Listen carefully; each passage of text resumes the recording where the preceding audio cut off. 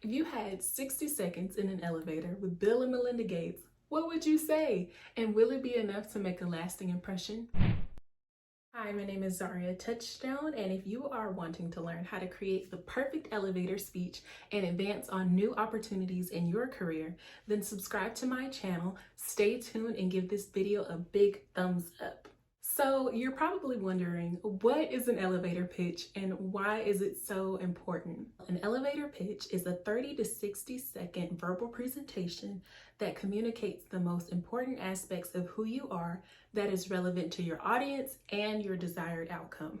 Essentially, if you had a very short amount of time with someone that could potentially benefit your future, what noteworthy things would you say about yourself? And how can you and your audience mutually benefit from one another? This is extremely important because you never know who you may run into or how they can benefit you. You know what they say, closed mouths don't get fed and unfriendly faces don't get spoken to. So now that you know the importance of an elevator pitch, let's get started. First things first, who are you? I mean, yeah, you're you know that, but they don't. So be sure to state your name, your first and last name. Your name should be followed by your highest and most relevant title at your title's location. For example, hi, my name is Zaria Touchstone. I am a W.E.B. Du Bois Honor Scholar at Houston-Tillotson University. Which leads me to step 2. Show them what you're working with. Now that you've introduced yourself, it's time to transition into mentioning your highest performing skills that are assets to your audience. Be sure to list at least 3 skills, and when you really start feeling comfortable, be sure to add some more relevant roles as well. Alrighty, on to the next thing. Step 3, the connection. Make the connection. Let's keep it real. At the end of the day, you're talking to someone, so you need to make it clear as to why you want them to listen to you, which leads me to the next step, the ask. You need to make sure you're asking for exactly what you want and need.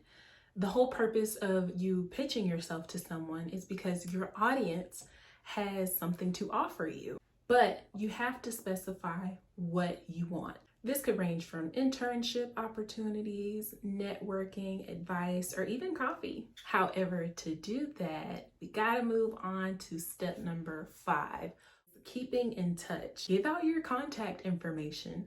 To make sure you're properly receiving what you're asking for, you have to give out your contact.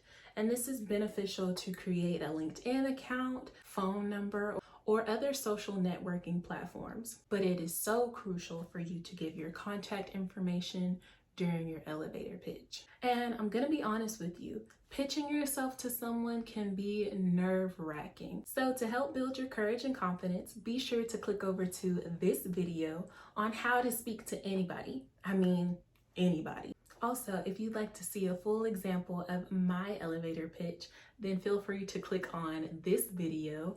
I will see you all next Monday. Have a peaceful, positive, and productive week, and I'll catch you next one, Sprout.